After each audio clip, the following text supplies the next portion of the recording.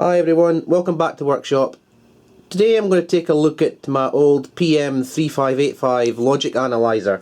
It's something I never use. It's actually a faulty item that I picked up a wee while ago and I never got around to repairing. Just picked up really for a couple of bucks more or less, and I just thought I'd give it a bash and see what I could make of it. I think this unit dates back to about 1990 or something like that. So basically it's got a problem with the display, an intermittent problem with the disk drive on it there where the operating system loads. So I'm going to take a look at that, but I also do plan on maybe making a bit more of a drastic modification to the unit, just for fun really, and I don't really know in my current workshop where I would actually make use of one of these logic analyzers. I kind of get by with my scopes and all that over there, but logic analyzer, I don't really have much use for it at the moment. But I just thought it'd be fun to get this thing up and running, maybe get it repaired, get it modified. So we're going to power it up right now and see what's it got to say for itself. Okay, the power switch is on the back, so I'll just reach over at the back, see if I can find it. And that's it booting up now, and I'll stick the disc in. So as you can see on the display, it's rather bright, and it's obviously got a problem there with the intensity there. The flickering that you're seeing, I'm not actually seeing here, you know, off camera, but basically the display is complete. The brightness is just way over the top, and you can hardly read any of the writing there. But it is actually seeming to boot up. I mean, the disk drive seems to be active. There is a message on the screen as loading program section 1, and I think there's something like 4 sections or something like that. There we go, section 2. You know, so it is actually booting up. There we go, Philips Electronics 1992, so that's the vintage of this unit here. So there we go, performing calibration, and there we're back to the main display there, as you can see. And I mean, the actual the wheel here does actually work. It's able to rotate around the items on the display there. So in basic user interface does seem to be working, but obviously I'll need to fix the screen or have a look at that. But that's also got something to do with the major modifications that I'm looking to make to the unit. But we'll come to that perhaps when I get inside and have a look and see what we've got. So I'm going to power it back down. I'm going to take the cover off and have a little look inside. Okay, so here we are with the cover off, and as you can see, the first thing you'll see is a CRT and the driver board there. We've got the floppy drive on the top, and we'll come to that first. What I'm going to do is I'm going to actually get rid of the floppy drive. I'm going to put in an SD card interface. You can actually get very cheaply basically a circuit board with an SD card slot in the front that basically replicates a parallel floppy drive like you see here. So that's the first thing that I'm going to do, is change that out there, and obviously by doing that the SD card will be fitted permanently, and the operating system that's on the floppy drive will basically be on the SD card, so it'll boot up a lot quicker, and you basically just get rid of this old technology. So here you can see I've actually disconnected the ribbon cable from the back of the original floppy drive. It's just quite a standard Epson SMD 300 PC type floppy drive. It's the disc that's the boot disc that goes in it. It's basically just a 1.4 megabyte disc, and it's PC compatible, all the rest of it. So I was able to take the files off of the disc, and using imaging software on my development PC over there, create an image file which then goes on an SD card onto this little interface here. Basically this is just a floppy emulator. Basically you put image files, as many as you like, on the SD card, and basically like disk A, disk B, disk C, disk D, whatever you like on there, and basically the interface thinks there's a real floppy drive attached to it, and you can select which image file you want to use by pressing this little button at the front. There's many versions of these on eBay or on the net available. This is one of the more simpler ones, it's called a slimline one, but basically you can get ones with LCDs and all sorts on them to be able to select the image that you want to use. In actual fact, if I just move over here, I've got a Sinclair QL here, which I've got a very similar floppy emulator as well. As you can see, the ribbon cable here coming up onto there, and this particular one has an LCD and a few buttons for selecting in a menu, that sort of thing, which image you want to load and which programs you want to run, that sort of thing. And you've got all the jumper settings here, and you've also got the actual floppy drive interface there onto the interface card there. But anyway, back to the logic analyzer. So I've hooked up a slimline one that I've had lying around for a while. I used to have this one on the QL actually. So I've hooked that one up there. It actually comes with a header that's actually got pin compatible with the original floppy drive power. It's just a 5-volt supply, and the ribbon cable just goes straight on there. Okay, so this is a little demo of how the HXC floppy emulator package works. This is a software over here that I actually use to create the image files and to load up the image files with the files from the original floppy disks. So basically, the first thing they'll do is locate an empty blank image file. So basically, when you install this software, you can actually get a whole load of basic empty image files for various hardware, including PC, Roland, Yamaha, all sorts of different shapes and sizes. So I've already gone and extracted one of these zips, actually the PC 1.44 megabyte one, as you see down here. I've extracted that out and it's sitting in here. So there we go, got one image file and a configuration file that goes along with the images. So basically the first thing they'll do is load up that image. So I'll just navigate towards that there and open that up. This takes a second to load, and at the bottom here you'll see it's an 80 track image. It's a double-sided, etc, etc. It's basically matching the original floppy. So the next thing to do is open up the disk browser, which I've just done now. So there it is. Basically it's an empty image file, it's just got one little readme in it. So the next thing to do is actually to navigate to the original floppy disks here. So let me see.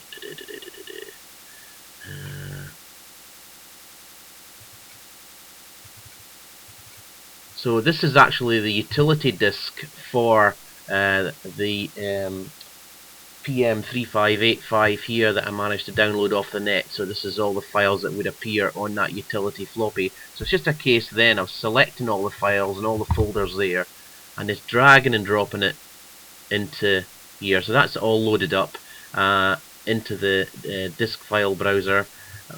Next thing to do is basically just save it. So I'll save it as the same name there. So hit save, overwrite, yes.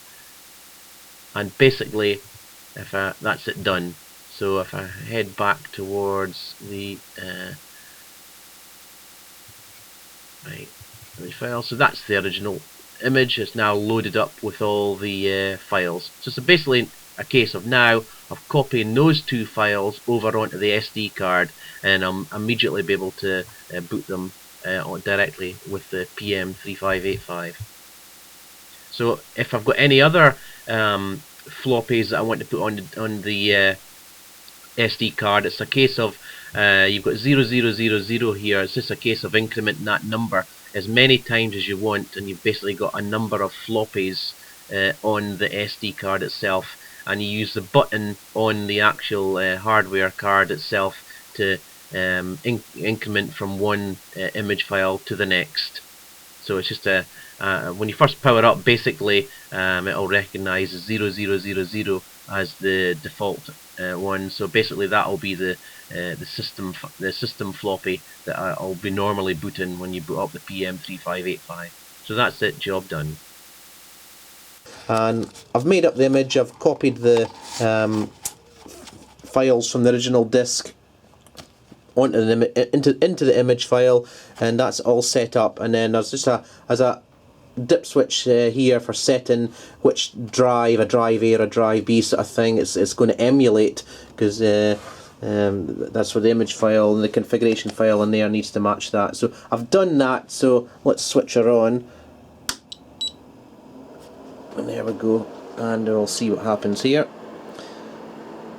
So it's please insert system disk, it says there. I don't know if you could read it. There we go, load and program section 1, and that'll go through all the different sections and should boot up there. And actually I don't know if you can hear it, but there's a little beeper here on the actual card here itself. It's clicking away rather like what a floppy would. It's sort of trying to emulate the motor inside the original floppy drive from clicking as it would do when it's being read. So they've kind of done that with the beeper there, which beeps away. And there we are, program, load and program section 2, section 4 now. And it should boot up. Of course, it's going to be a lot faster at booting than the original floppy drive, which is why one of the reasons why I wanted to convert it to SD card. So there we go, we're up and running there. So the next step to do is to pull out the original floppy drive, and I'm going to mount that in its place with a suitable bezel here. You can actually buy proper floppy emulators that have got the proper bezel in the front. So basically you take out your old drive and you shove in your new one. It's got all the same mounting screws and all the rest of it. However, I didn't want to bother buying one of them. I'm just going to hack this one in here. I've probably got an old blank here that I can probably fit in its place and cut a slot in it for the actual SD card and the button itself. It's probably not going to look 100% pretty, but it'll be good enough for what I want to use it for in the workshop there. So that's what I'm going to do next. And here's the SD card, the floppy emulator board in place. It's mounted down onto the base of the unit here. Just a one screw at the moment, just as a temporary solution, just so I can make sure everything's operational. One thing I will have to do if I leave it in this configuration here is there is actually another disc required for the PM3585. As you can see, well, hopefully you can see, it might be a little bit flickery, is I've got an error, a warning message here, time of day not initialized, and in actual fact the PM3585 thinks it's the 1st of January 1976, and that's obviously because of the probably the battery's gone flat in the main board, because this has been sitting for so long and I've lost the time and date, and the only way to reset that is by sticking in a utilities disk into the PM3585 and running a program so that you can set the time and date. So I don't actually have a utilities disk, so it's something I'm going to have to try and see if I can download off the net. And then the plan is I'll put that utilities disk as another image on the same SD card, and I can basically switch between the two images via this push button on the front here. And of course, if I leave it in this configuration with the cover on, we're not going to be able to get access to that push button. However, I've made it line up with this blank panel that I've put on here, and it just so happens it lines up probably about where my finger is there. So if I drill a small hole there and then put some kind of extension, some plastic rod or something like that from here all the way to the button there, and maybe glue it in place or something like that, then I should be able to press the button on the front here, and therefore I can switch between different floppy images on the SD card. The only downside with this slimline board, as they call it, is it's got no display. Some of the other boards, the bigger, larger boards, actually have LCDs on the front so that you can see which image you're accessing, that sort of thing. However, with the PM3585, you're probably not going to be switching discs that often, so I think it's probably acceptable for my own use anyway that I'll be selecting images probably a little bit blind there. And there's the plastic rod in place, as you can see, just extended basically right out through the blank panel at the front here, so it operates quite nicely there. I'll just press that there, and you can see it working. Basically just a piece of sleeve in there that's just a nice tight fit over the plastic rod and the actual button shaft itself, so it's not going anywhere, it's not going to fall off, and it does give a little bit of flexibility there, just to take away any stresses. So it's working quite nicely, so that'll do for the time being. Well, here's a little surprise. I've actually had to delve deep inside the PM3585 in order to fix a problem I came across. basically when I ran the utilities disk to set the time and date on the display there, when I reset the power, it wasn't being remembered. It was just forgetting it and resorting back to 1976 again. So I figured, well, there's got to be a battery backup on the main board, probably old school style with a pretty large battery and all that sort of thing. So when I've took the back cover off and I managed to unhinge the board here and flip it out, this is what I've got. So it's just a big single board there, as you can see. And in actual fact, I've already removed the battery. There's this lithium, this 3-volt battery here that went in this position here, and it's a non-rechargeable. They're just meant to last a pretty long time really, and it's as dead as a doornail. It's completely flat. So I'm hunting around the workshop to find another suitable one. These batteries are quite often used in old school equipment like PLCs and that sort of thing. In fact, you'll even find them badged on eBay as PLC replacement batteries. Are used quite a lot. So I think I've got a couple of old PLC modules lying around, so I'll see what sort of state the batteries in them. Failing that, I'm sure I can get one off of eBay, no problem. So I've already removed it, just waiting in the new one just to go straight in there. So whilst I had the board exposed, I thought I'd give it a little bit of a clean up. So I've yet to do that. It's a little bit dusty, a bit murky and all the rest of it, and there is actually looks to be some sort of corrosion in the odd spots here and there where the board's actually flipped the other way up, and there's like if you can see here, there's like a metal facing there that actually sits against this right round the edge there. So where that metal contact is coming into contact with the PCB, and I'm getting a little bit of corrosion there. So whether I go to the trouble of cleaning that up, well, it might at the very least be worth a little brush with some alcohol there just to clean it up a little bit. But I'm not going to go overboard. I'll blow the dust off for sure before I stick it back together again. So a little bit of a look inside whilst we're here. We've obviously got the 2 channels up at the back there. My PM3585 is a 2-channel version, but there is actually spare capacity for another 4 channels, and obviously the various ICs have not been populated. The interface ICs and acquisition ICs have not been populated there, and as you can see, there's some rather nifty looking heat sinks there, some bonded straight onto the top of the IC with actually a little bolt there, torque screw just to hold them down onto but obviously the bit that's bonded onto the IC. So that's a little bit novel there. Funny looking heat sinks anyway. And yep, that's the board. So down at this end of the board where you've got all the interfaces, this is where it all happens there.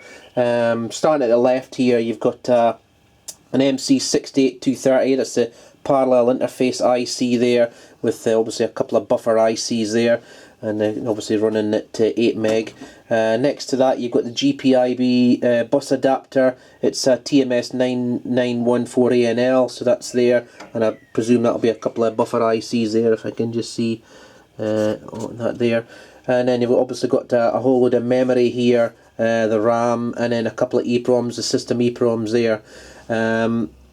Here's the actual CPU for the PCB. It's a Philips 68070 CPU, and then the video controller down here is the Philips 66470 video controller IC. So I'm actually going to, whilst I've got the board out, I'm actually going to take a little bit of a look around this area, because obviously this is the header here that goes off to the CRT, and now you've got the VGA connector there also. So I'm actually going to have a look at the circuit there. I think I do actually have a circuit diagram for the whole thing, so I'm going to have a look around here and see how this is interfaced in comparison to the VGA connector, and just to see what signals I've got on there. I'm hoping it's just a repeat of what we've got on there. I'm not really too sure. I haven't really looked into that at all.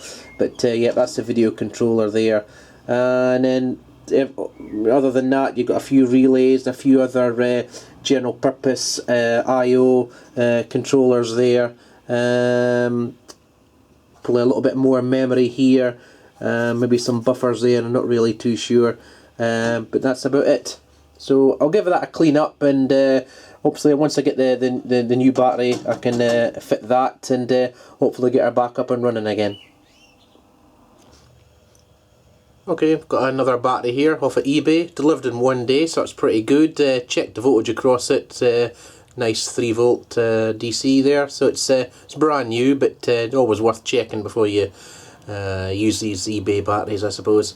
So let's get it installed on the board and get the analyzer back together again.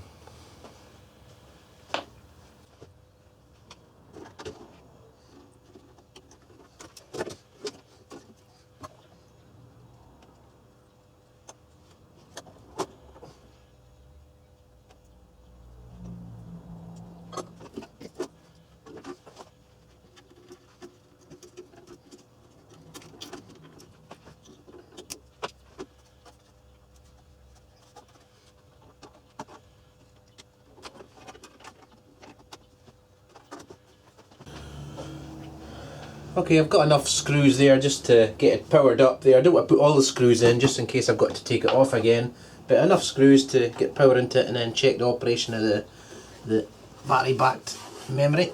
Let's turn it over now.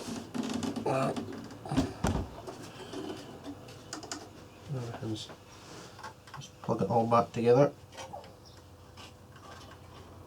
Okay, let's power it up. When I do so, I'm going to have to change over to the utilities image on the SD card, so I'll probably have to press this button a couple of times, maybe reset it a couple of times in order that I can make sure the utilities disk is the one that's loaded. So I'll just power up here first of all without pressing anything to see where I am. And we're loading the system software, so I don't want that, so reset it again. This time when I power up, I'll immediately press the button once. That should change the image to the next one before it boots. I've just done that, so let's see what loads now. Utility software. You probably can't see that on camera, but we're loading the utility software now. And I'll use that to change the time and date. So warning, time of date not initialized. That's good. And we're still at 1st of January 1976, 12 AM. So let's see if I can remember how to do this.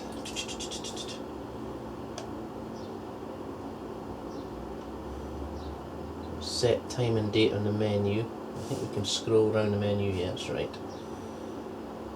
And there we go. So we want day, month, year, that's the British style. And we're on to there, so the cursor, so the date is 20.05. Now, if I remember rightly, it doesn't support, it's got Y2K bug, this unit, so I'm going to leave it on 1976 for the time being. Down on the time, so we're looking at, and it's a 24-hour format, so it's 19.10, that'll do. And that should be it set. So now I'll go back up to the OK arrow. Oh. Just jumped. There we go. So that's that. So that's fine. So moment of truth now. I'll turn off the power. And I'll just let it sit for a few seconds to make sure all the caps are discharged and the main board's definitely gone down to 0 volts or thereabouts. That'll do. And now we'll power it back up again. So this time I'm going to let the system software load. Don't need the utility software now. I have got other images whilst it's booting there. I have got other images I can put on the SD card as like mouse control software and some other test discs. But I think it's something like a suite of 12 floppies for the test discs or something like that. But I'm not going to put 12 images on the SD card. It just takes forever to navigate through them that way. I think I'm happy with the main system software and the utilities disc. That'll do me for the time being. Okay, performing calibration.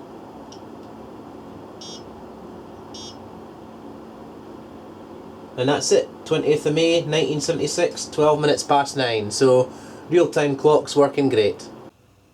Okay, so I thought I'd take a look at the CRT problem there. The brightness is far too high. Before I jump in and start ripping it out, and like I said, I was thinking of changing it out for an LCD. I just thought I'd have a look and see if I could fix the problem with the actual CRT. So basically, there's the driver board there. You can see the HT coil and all the other components, and you've got the video signal coming in here, and then the small ribbon there coming up onto the board at the back of the tube there. So if we go down onto the actual diagram itself, I'll show you what I've found.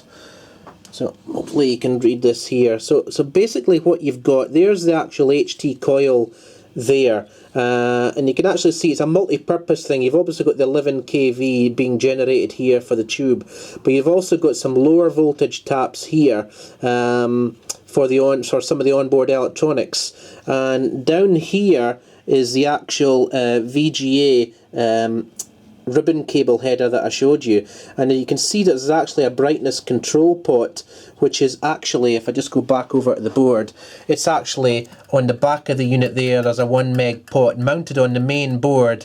It's just mounted on the main board. It doesn't actually go anywhere apart from up the ribbon cable up onto the board here. So back to the diagram again, so you can see that there's the 1 meg pot there, and basically it's supplying a DC signal, minus voltage up into the electronics over here. However, the actual supply to the pot's coming from here, and you can see this minus 55 volts here. There's basically a rectifier diode there, there's a capacitor there, and then you've got minus 55 apparently supposed to be on here, and then you've got basically a series resistor coming down there, and then it goes on to one side of the potentiometer. The other side of the potentiometer is just grounded, so basically you've got a varying voltage there. And what I was finding is when I was measuring this point here, which should be well, maybe a little bit of ripple, but basically a steady negative voltage on there, I was actually getting 0 volts on there. So I've double checked I wasn't getting a shorted capacitor or an open circuit diode or anything like that, and those two actually checked out okay. So I started looking onto the actual coil itself, and when I was measuring the actual coil, I had the board off the unit and measuring the coil itself. It's basically open circuit between here and here. There's actually a broken wire coming off of the taps, so I managed to solder that back on, but there must be a problem inside. It's actually broken, so I thought that was the end of the road there. However, if you look, there is actually another half to this coil here, and you've got little, it's unterminated, it's just basically open.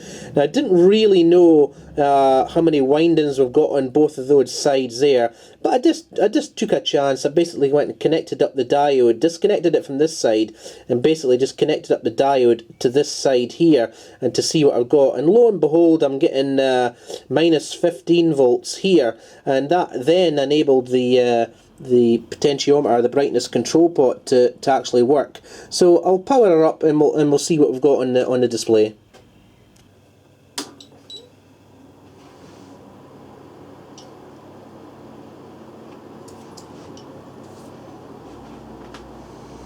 So as you can see, I hope you can see that in the video, but you're no longer seeing the flyback lines there on the actual display. And the brightness isn't too bad at that there. I don't think the voltage is quite right. The one that tapping I was looking at, I don't think it's an equal amount of windings on either of those taps. I'm probably not getting the voltage I'm supposed to be getting. However, I think I can compensate that with the actual pot, the brightness control pot on the back. So we've actually done that already, but I'll just adjust it again so you can see. So there's the brightness right up, and you can see the flyback lines again, but luckily I can turn the display almost down, almost right down. In fact, I can probably come up a bit. So the pot's almost down as far as it can go, and just by luck I've just got that voltage set on the output of the pot there to roughly, what I need. So basically, job done. The CRT is actually working now. So I'm going to hold off going ahead with the LCD conversion, although it would have been nice to get colours on here, but I think I'll probably hold off at the moment because the display is actually not too bad. There's a little bit of burning I notice basically when you're changing screens there, so it's obviously been switched on for, you know, a long period of time. So I think we'll call that job done. Text is clear, everything else looks pretty good, so I'll probably just leave it at that. So there we go, a repaired PM3585 200 MHz Philips logic analyzer. Where we go now, I really don't have a clue. Whether I'll use it in the workshop, who knows. I suppose the next step is to try and hunt around and see if I can find the actual pod connectors here, so that I can start making use of them, or maybe make my own or something like that. It'd be interested to know whether the input circuitry actually works on this device, but it'll probably get stored away. I mean, I don't really have room for it up on the equipment shelf there unless I start clearing more room, but it's not going to be anything that I use very often. It was just interesting to do a wee repair on it and get the CRT working and get the floppy drive converted over to SD card. But that done, there we go. Thanks for watching.